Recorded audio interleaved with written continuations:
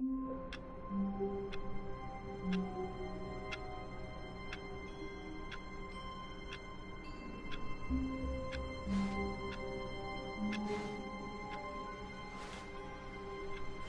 of his co-workers were gone. What could it mean? Stanley decided to go to the meeting room. Perhaps he had simply missed a memo.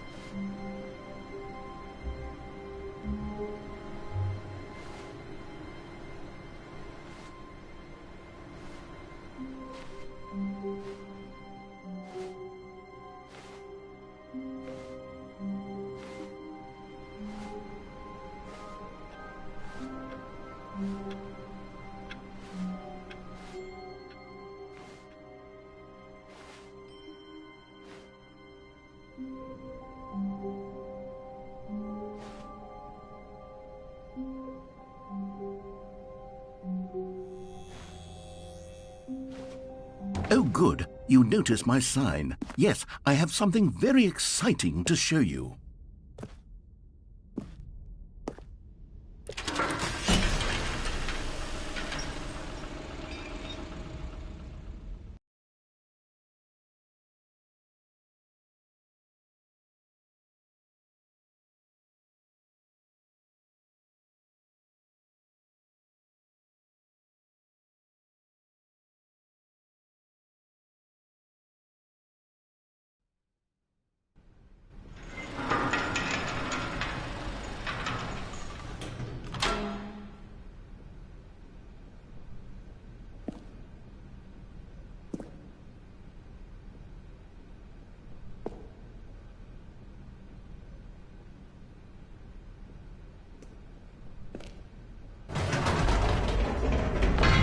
You see, Stanley, I've been reflecting on the Stanley parable and about how roundly disappointing this ultra-deluxe version has turned out to be.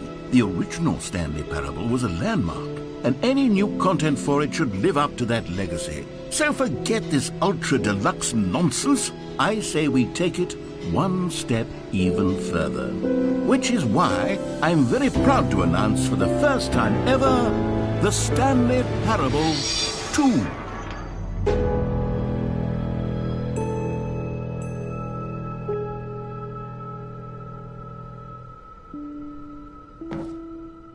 Yes, you see, isn't this far superior to a measly port with a few minor additions? Think of all the new territory we'll cover with a fully fledged sequel, an entirely new experience, built from the ground up. Why, there are so many possibilities. It could go in so many different directions.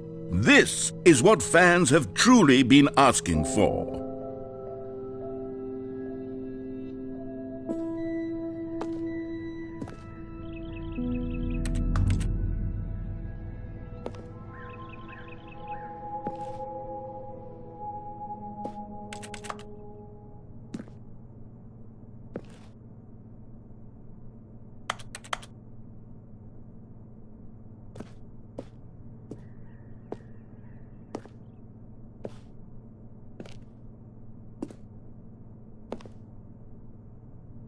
Calling it the Stanley Parable 2 is just so much catchier than Ultra Deluxe, don't you think?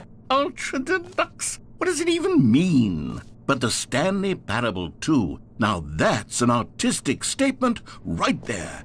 It's future-oriented. It screams progress and innovation and long-term franchising potential.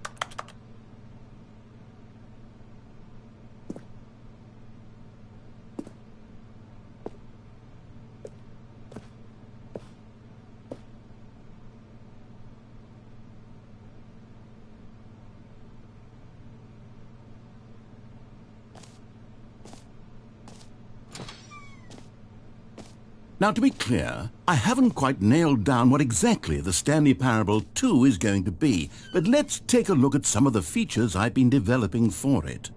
I figure that if I can loosely organize a handful of interesting concepts, that surely the game will sort of naturally spring up around them. It'll all work itself out. Game development is much more of a fuzzy magic than anything scientific or logical, really.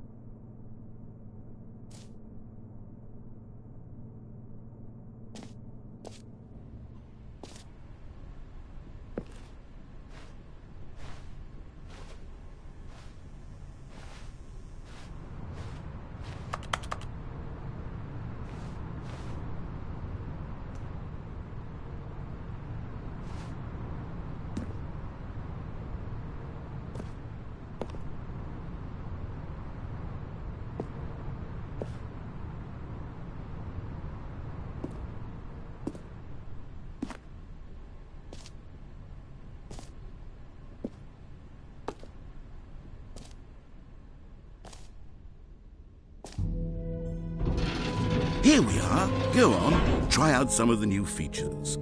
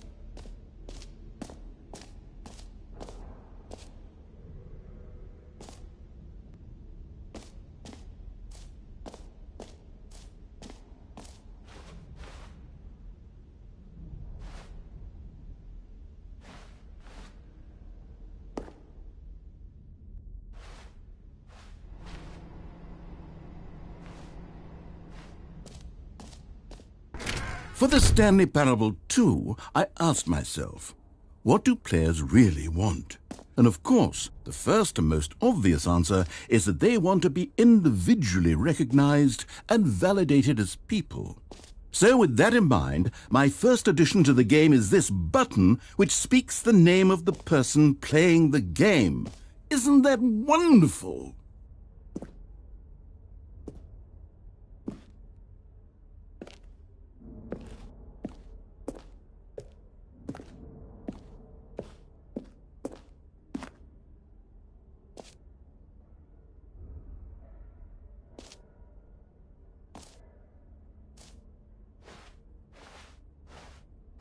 Jim. Sorry, I should have clarified. Right now, the button only says the name Jim. But of course, in the final game, this button will say your name, whatever name that is. Here, let's have you role-play as Jim to really simulate the full experience of this feature. Just play along. I promise you'll love it. Okay, here we go. Let's take a deep breath, clear your mind, forget whoever you are, and simply become a person named Jim. Jim. Whoa, hold on. I wasn't finished setting up the backstory. If you don't properly roleplay as Jim, then you'll never understand the impact of this button. Otherwise, it's just a stupid button that says somebody else's name. Okay, we're doing it again, and this time let me finish first. Now, allow yourself to become Jim.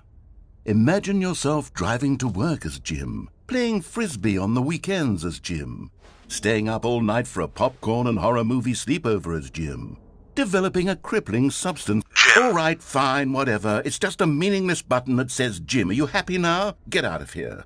I'm done with this button. Why don't you go humiliate me in front of a different feature that I worked very hard on?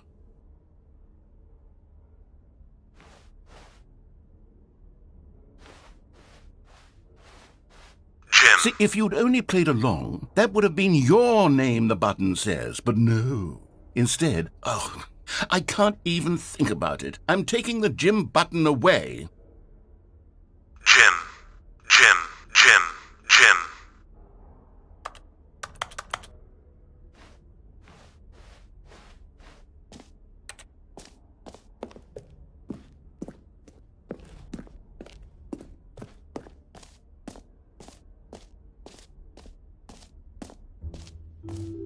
Maybe I'll only let people named Jim play the Stanley Parable 2. They would appreciate what I've created here.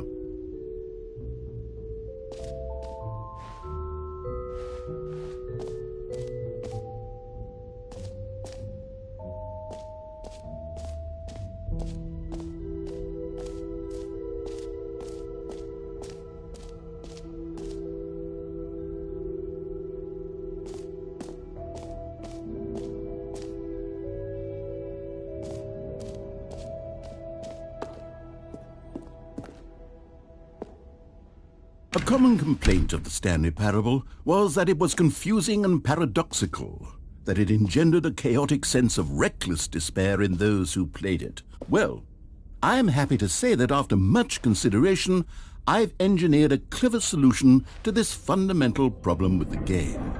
It's the Stanley Parable Reassurance Bucket. You see, Stanley, anytime you're holding the bucket, a sense of calm and ease will fill your mind and your heart. It's true. As long as you hold on to the bucket, the many disorienting contradictions of the Stanley Parable will feel perfectly normal and perhaps even comforting. You may even come to long for the gentle embrace of jarring cognitive dissonance while the bucket is in your arms. And to be honest, it's a much more convenient solution for me than actually redesigning the game to be less uncomfortable. Can you imagine what a pain in the ass that would be? Yes, the bucket is the perfect solution. Come on, give it a try.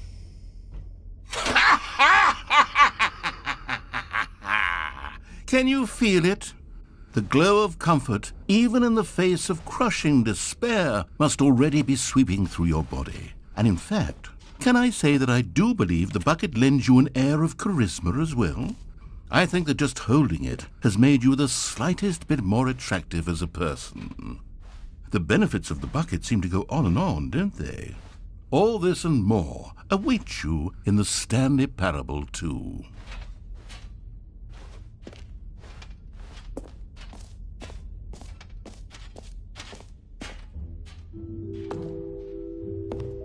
Does anyone give out awards for most enjoyable bucket in a video game? That really should be an award if it isn't already.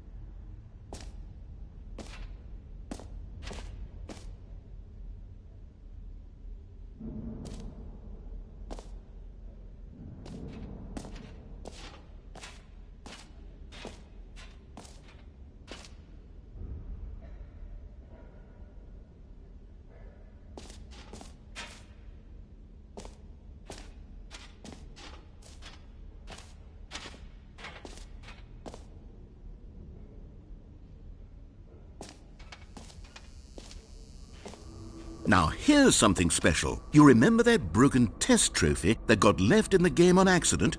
Well, I'm developing a technology to simply give you the trophy. Yes. You see, you'll come to this lever, and when you pull it, the trophy will be given to you. It's as simple as that.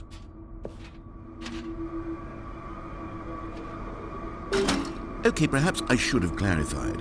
This is technology that will exist. Right now, the trophy is still fully broken. I'm not a wizard, Stanley, but I guarantee it will be fixed in the sequel to at last satisfy the hordes of ravenous fans all over the world who have been uproariously demanding this feature. Gamers, we hear you, and I promise it will happen.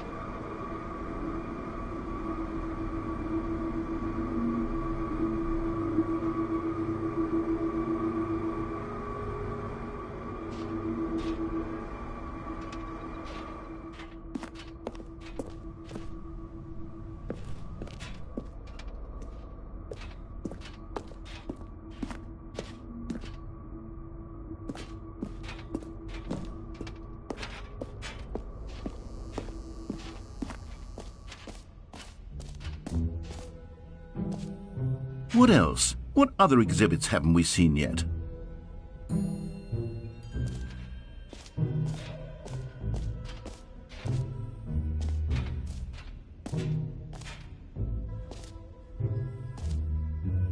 Okay, I'll be honest, I haven't yet decided on this one.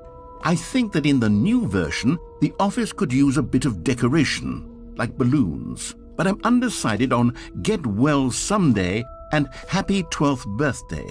Which would you go with?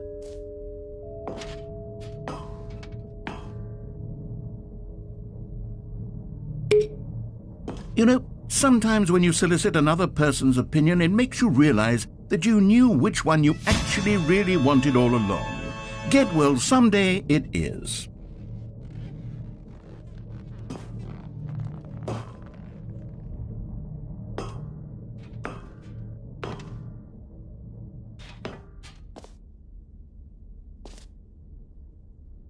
Or actually, maybe I should have gone with... No, I've made my decision. We're moving on.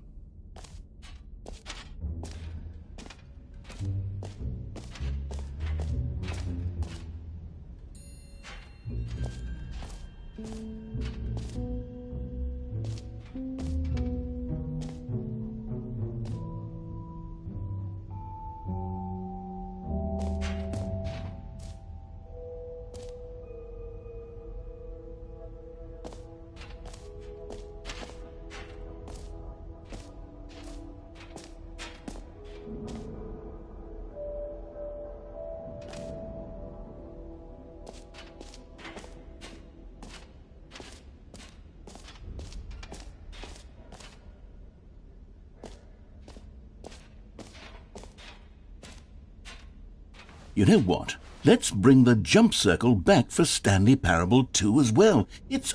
Oh, wait. You already spent all your jumps the first time we saw the jump circle? Oh, well. I suppose it can just be a nice decorative piece, then.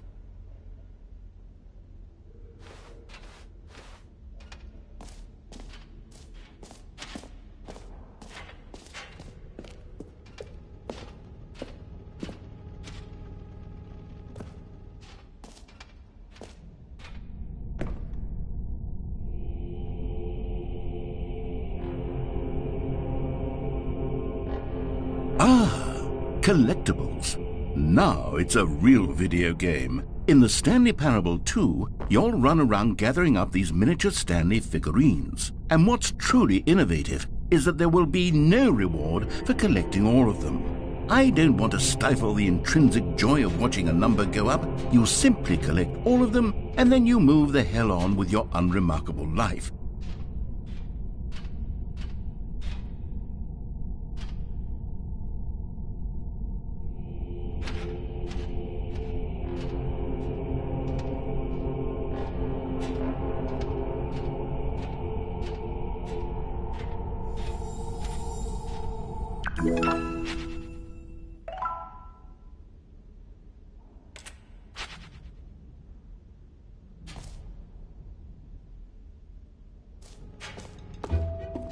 God, it really is the worst when you collect everything in a video game and then they give you a big fancy reward for it. Absolutely tragic.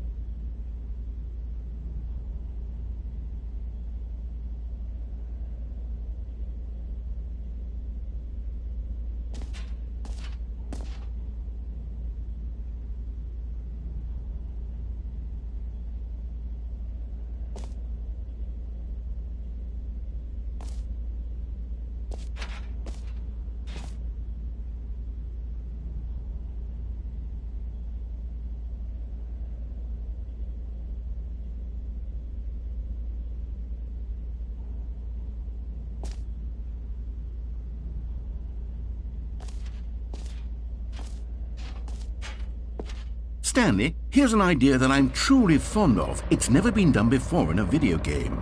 This is, in fact, a hole that you can fall down forever. That's right. Infinite falling. You can fall until the end of time, if you like. A stunning leap forward for video games as a medium.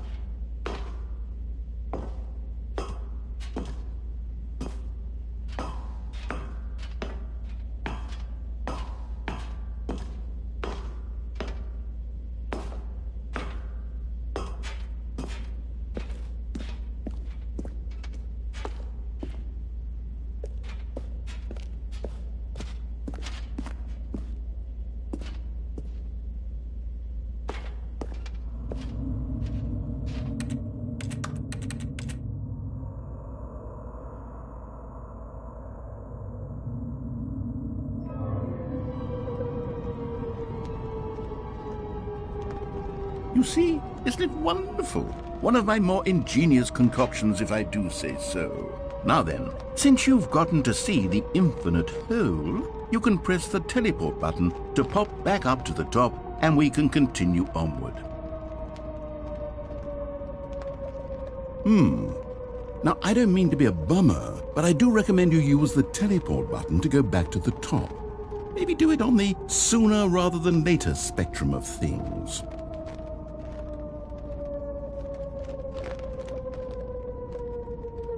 Okay, Stanley, I don't know quite how to say this tactfully, but it's possible that I slightly exaggerated the infinite nature of the hole. Is it a very, very deep hole? To be certain it is. It's an extremely deep hole. I don't want anyone to say that it isn't an astonishingly deep hole. It is. Is it infinite?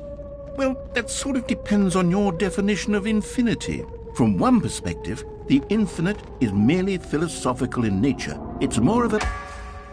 Okay, well, good for you. You found the bottom of the hole. You found me out, Stanley. I'm a liar and a cheat, and you're so clever. Look, I think the issue here is just that you're unusually fascinated by falling. What normal person actually wants to fall infinitely? I figured the hole was as deep as anyone would actually need. Don't you put this on me. Maybe you're the problem. Look, things got a little heated there. I think we both said some things we didn't mean. Why don't we just put all this behind us and agree to just call the hole mostly infinite? If that works for you, then go ahead and press the teleport button to warp up to the top of the hole and we can move on. I'll just be up here when you're ready.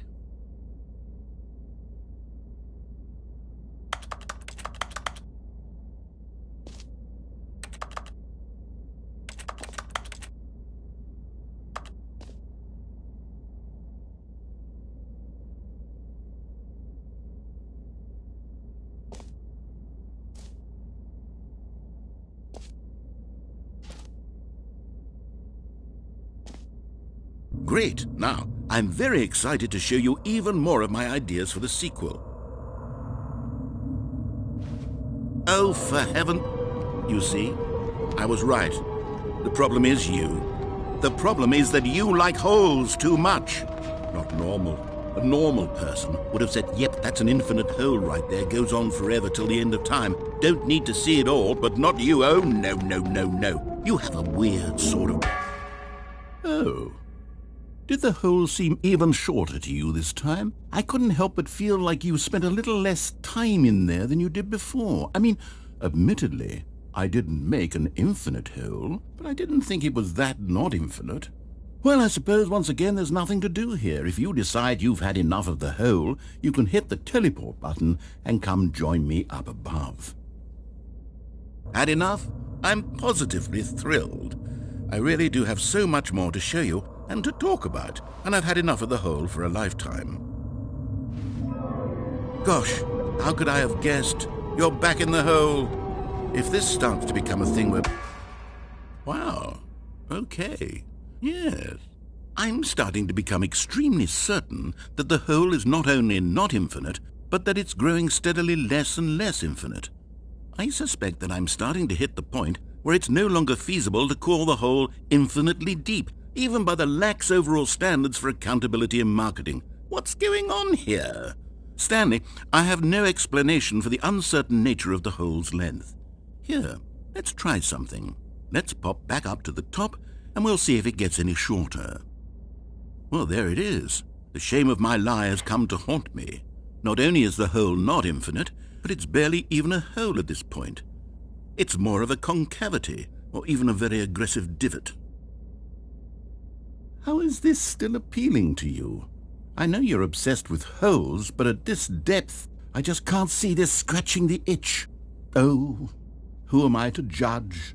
You just do whatever it is you're here to do and hit the teleport button when you're ready to move on. Is the, teleport button not working? You sure? Well, I mean, I really don't have an explanation. It was working. Still nothing? Well, I suppose there is one thing I can do to fix this. I'm out.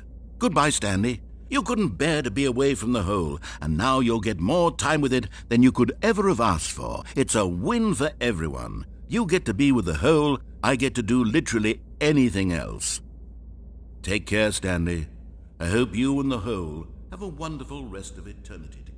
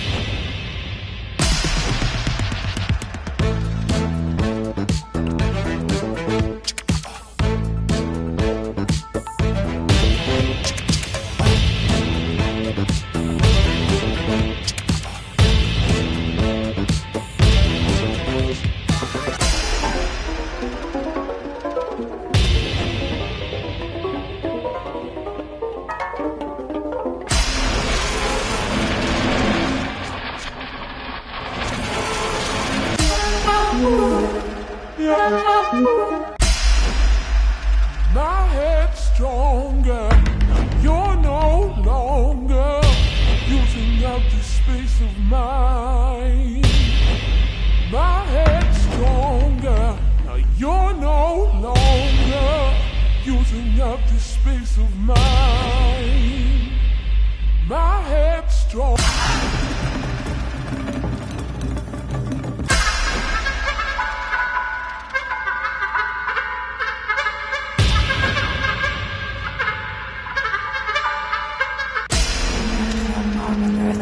Afsluiten nu geweest, die waren er gespeeld verhuwelijk. Er nou hè. Die is de mout dus naar eerste bed in de zulp schijnen echt wat met er als het serpes in de schomming er veel was er heel achter maar heel lezen. Oh, hier arrive het loods besteden. Hij is de geluid dus dat staan fit, zie echt mensen verder with it. Er nou verder er nul daar vast in de mond. Ja, ik is er naast er op de naam dat zijn man dus daar was de mond. Mom die viel over mij met vol veer kom en ik nieuws die waar van wie vastrijden. Yes, wie ik geluid gelus model has no more nester van je zaak. Wie er nou even heen. Met veel armen er dat je niet afsluiten en geweest die waar er gespeeld verhuwelijk. Er nou hè. Die is de mout dus naar eerste bed in de zulp schijnen echt wat met er als het serpes in de schomming er veel was er heel achter maar heel lezen. Loods sterren. Hij is de geluid dus dat staan fit, zie echt mensen verder with it. Er is nou verder nul daar vast in de mond. Stanley! Ja, is Stanley!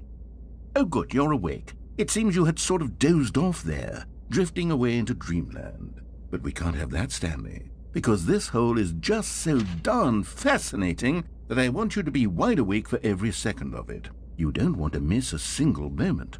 So how about if I just pop in from time to time and wake you up to keep you really, truly focused on the hole? From the looks of things, you and I will have many, many years here in this hole, and I'm looking forward to all of them. Stay alert, Stanley. I'll be back. Toodlepip.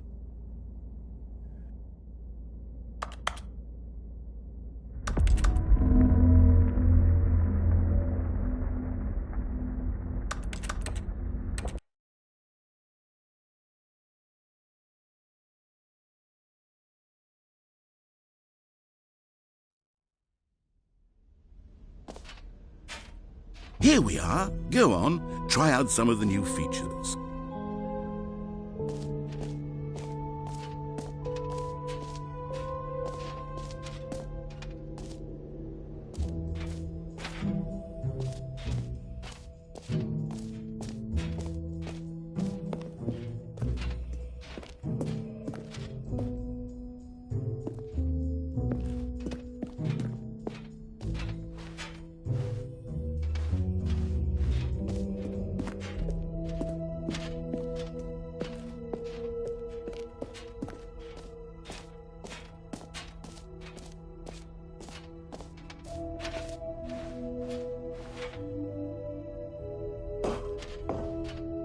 An epilogue would be fun, wouldn't it, Stanley? Yes, it would go at the end of the, well, we'll figure that out later.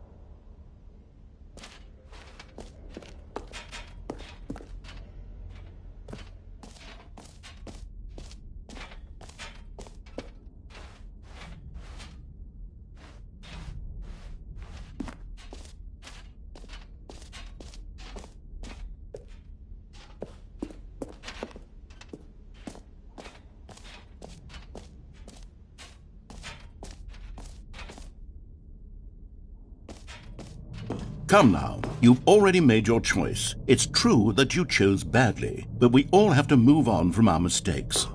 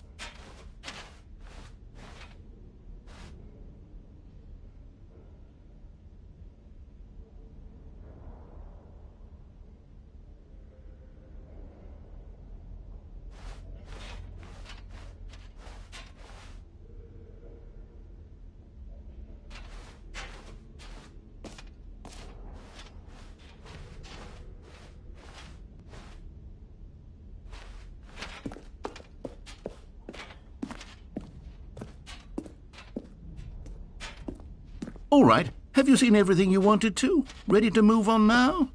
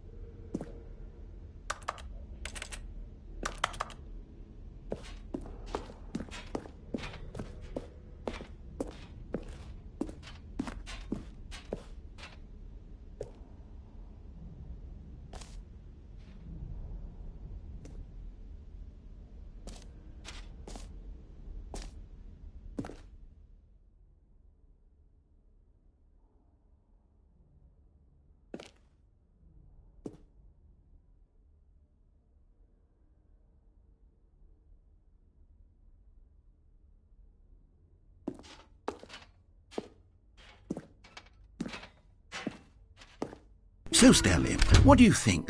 Do you like all of the new features? Yes, I know it's not exactly clear yet how exactly these features will come together as one single coherent video game, but I can feel it in my soul.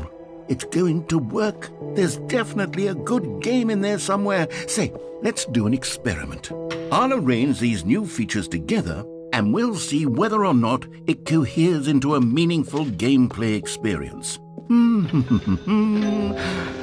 Okay. Are you ready? Here it is. I give you the Stanley Parable 2.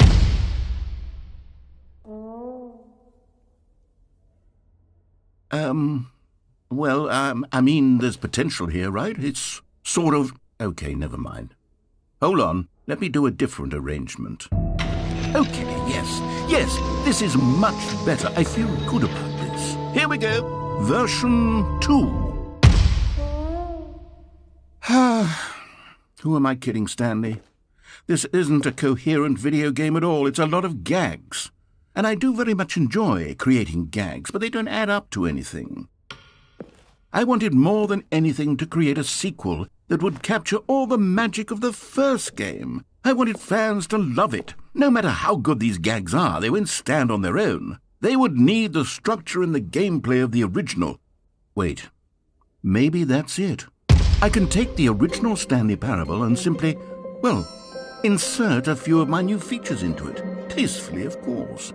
With respect. With care for the vision and integrity of the original game. Would it possibly work? I suppose it could. But it would need a really, really tremendous title screen. A title screen that says with bold and uncompromising conviction, "This is the Stanley Parable 2. Let me see if I can whip something up. All right, perfect. Go ahead. Take a look.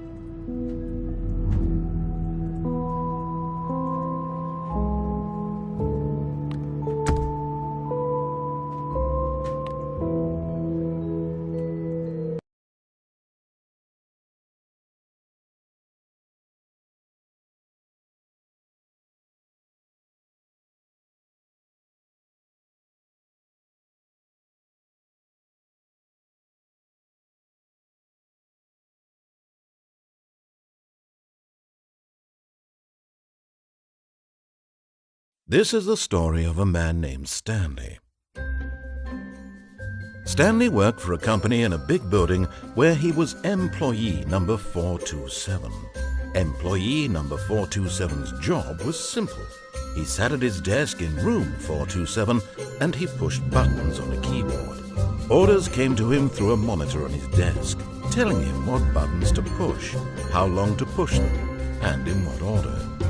This is what employee 427 did every day of every month of every year. And although others might have considered it soul-rending, Stanley relished every moment that the orders came in, as though he had been made exactly for this job. And Stanley was happy. And then one day, something very peculiar happened. Something that would forever change Stanley. Something he would never quite forget. He had been at his desk for nearly an hour when he realized that not one single order had arrived on the monitor for him to follow. No one had showed up to give him instructions, call a meeting, or even say hi. Never in all his years at the company had this happened, this complete isolation. Something was very clearly wrong. Shocked, frozen solid, Stanley found himself unable to move for the longest time. But as he came to his wits and regained his senses, he got up from his desk and stepped out of his office.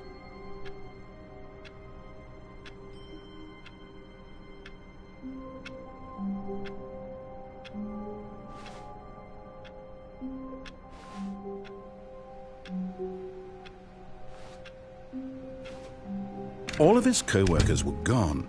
What could it mean? Stanley decided to go to the meeting room. Perhaps he had simply missed a memo. No matter how hard Stanley looked, he couldn't find a trace of his co-workers.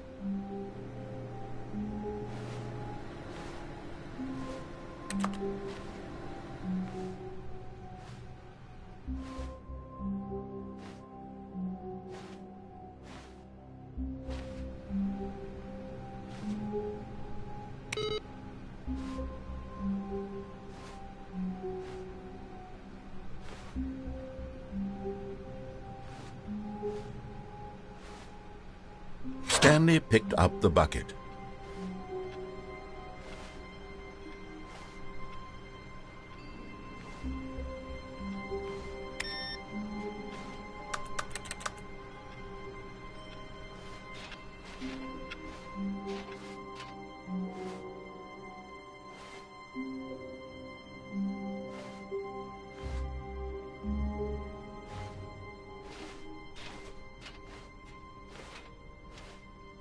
Stanley clutched the bucket tightly to his chest and entered the door on his left. This was not the correct way to the meeting room, but Stanley had felt the bucket calling to him, telling him that the employee lounge was simply the place to be.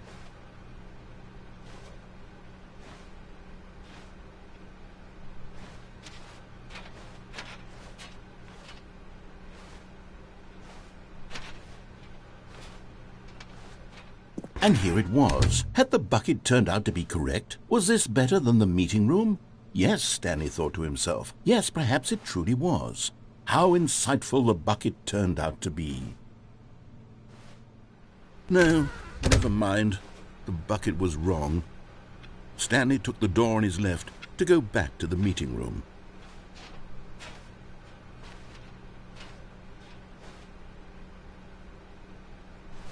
And so the two of them detoured through the maintenance section and walked straight ahead to the opposite door.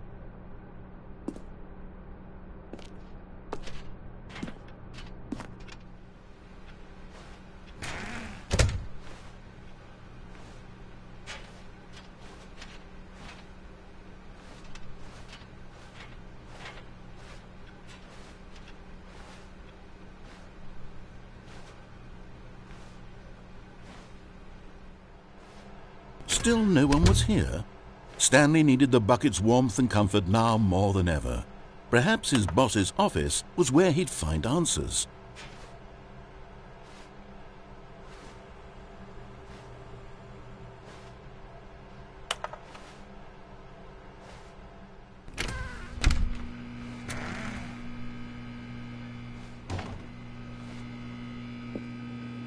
Oh, Stanley, can you feel it?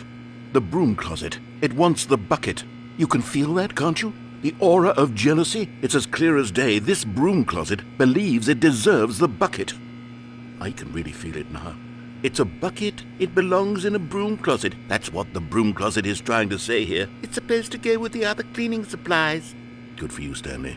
Don't give in. Don't hand over the bucket. I know how hard it must be, given the pressure that the broom closet is putting on your shoulders right now, but you have to be strong. Coming to a staircase, Stanley and the bucket walked upstairs to the boss's office.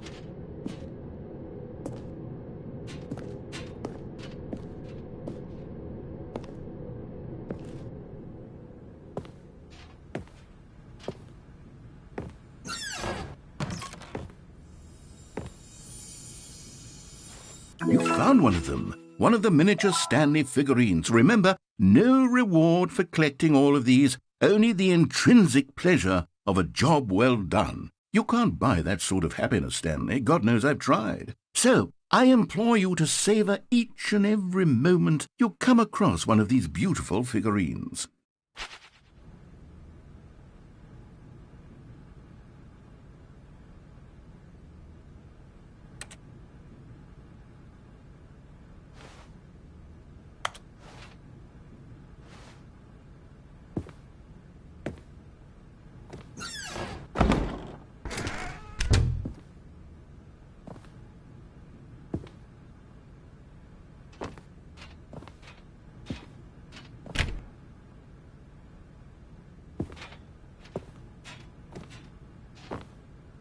Stepping into his manager's office, Stanley was once again stunned to discover not an indication of any human life.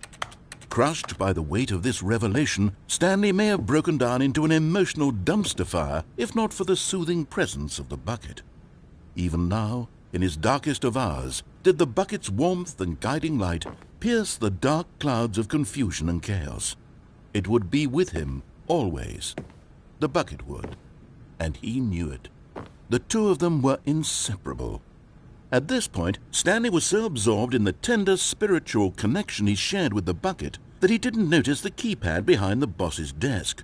Nor in his bliss of simply being near the bucket did he have any notion that the PIN number for the keypad was 2845.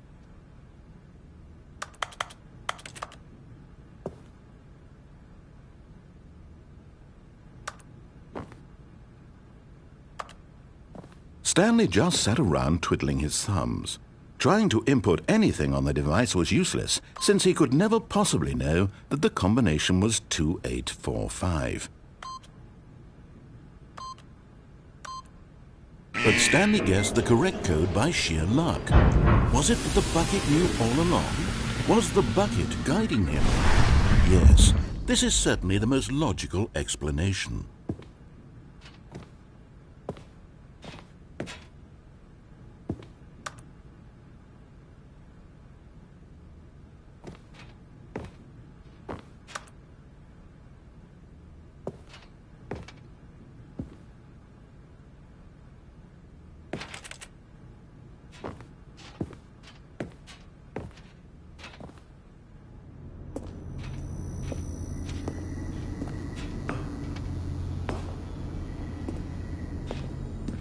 Another miniature Stanley figurine. This, there really must be a snappier name for these things. What about mini-stands? Stanley figs?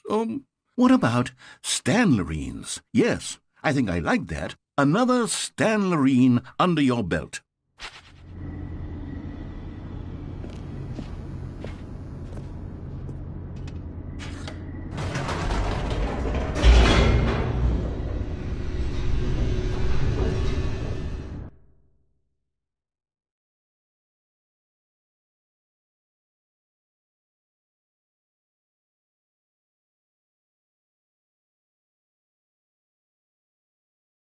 The elevator raced downward, plummeting towards an unknown fate. It would be all Stanley could do to keep himself together, if not for the bucket. Soothing him, comforting him, reassuring that in this darkest moment of uncertainty, he would be all right. The bucket is here for you, Stanley. Everything will be fine.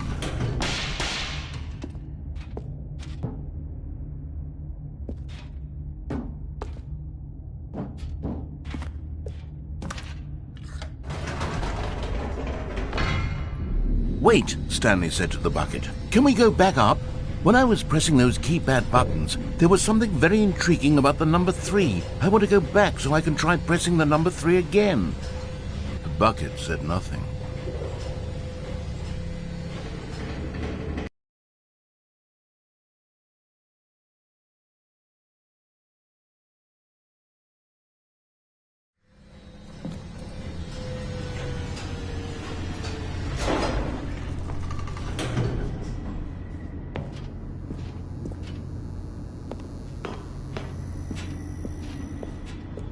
Here we are, said Stanley. Now I'm going to try out that number 3 button. He took the bucket over to the keypad and began absolutely slamming on the number 3 over and over and over. Wow, he said. The number 3 is such a special button. I'm having the time of my life. Stanley looked expectantly at the bucket, but the bucket remained silent. This was a shock to Stanley, who had always felt such a connection with the bucket. How was this not as exciting to the bucket as it was to him? Once Stanley had had enough of the number 3, he got back in the elevator.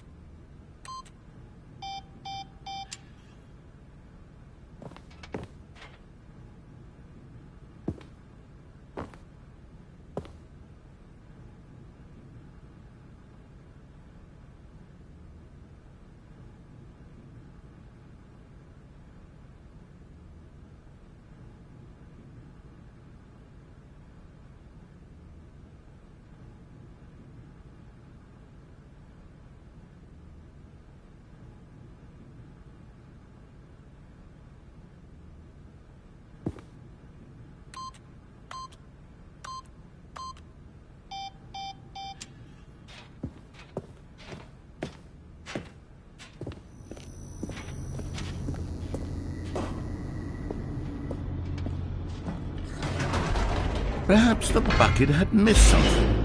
Perhaps it had not seen how much joy Stanley got from slamming the number 3 repeatedly.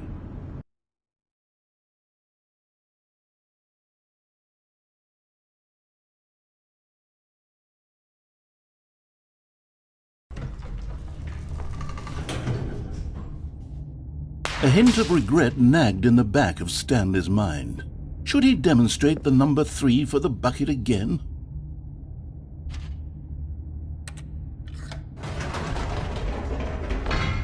No, said Stanley to the bucket.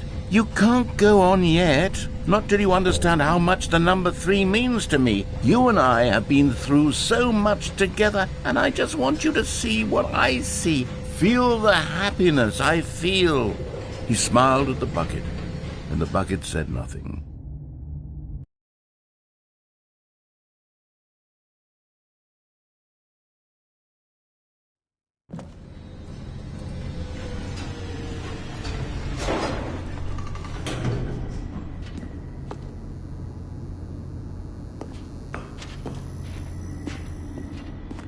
Here we go, said Stanley. This time I'll really show you. He ran to the number 3 and began to wail on it like a musician on a beloved instrument, weaving a concerto of truth and passion. He wielded the number 3 like a fine artist would wield a paintbrush. He told stories through the number 3, stories of his dreams and hopes and fears, and the whole time he looked to his bucket for a reaction of some kind. Anything to let him know that the bucket appreciated what he was doing. The bucket conveyed absolutely nothing at all, only silence. Crushed by a wave of dejection, Stanley returned to the elevator.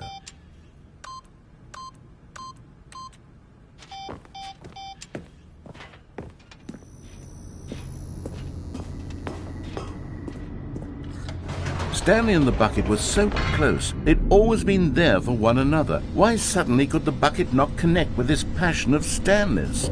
The question caused Stanley to ruminate the whole way down the elevator. He knew that there must be a way to get through to the bucket, to communicate fully with his dear friend. Surely there was a solution, mustn't there be?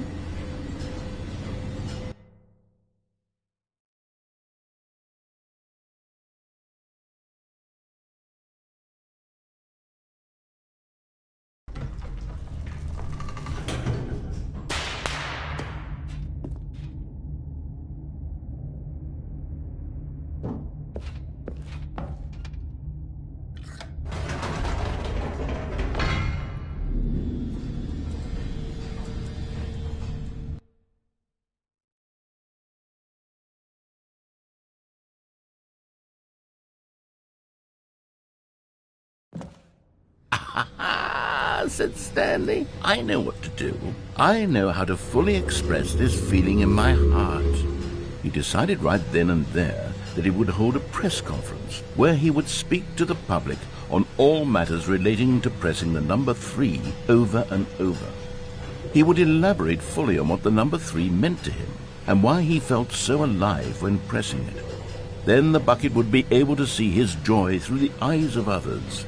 It would get to see the world react to this discovery of Stanley's.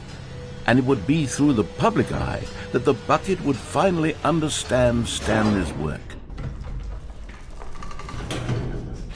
For months he advertised and marketed his press conference, building excitement around it, developing and rehearsing it, until it couldn't be refined a single measure further. When the big day arrived, Stanley was as prepared as he'd ever been for anything in his life.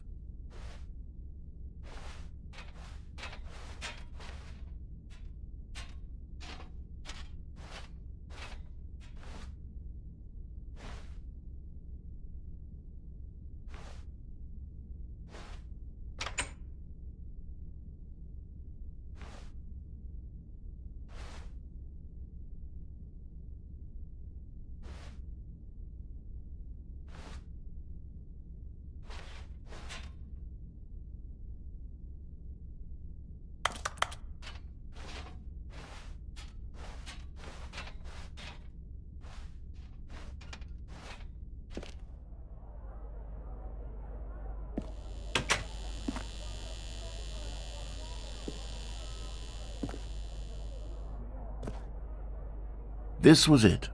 One last chance to win the bucket over. One opportunity to share a true connection with a loved one.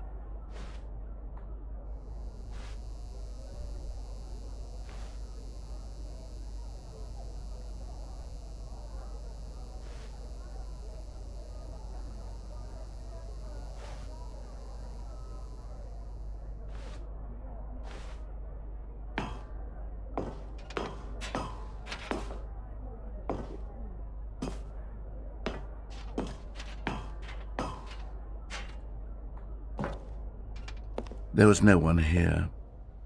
Nobody had come to the press conference to hear Stanley speak, to listen to him talk about what it really means to press the number 3 on a keypad over and over.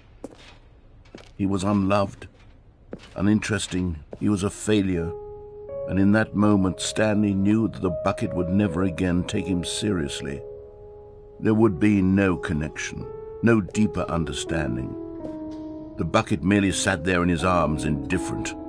And so it began that slowly, over many years, the two of them grew more and more distant.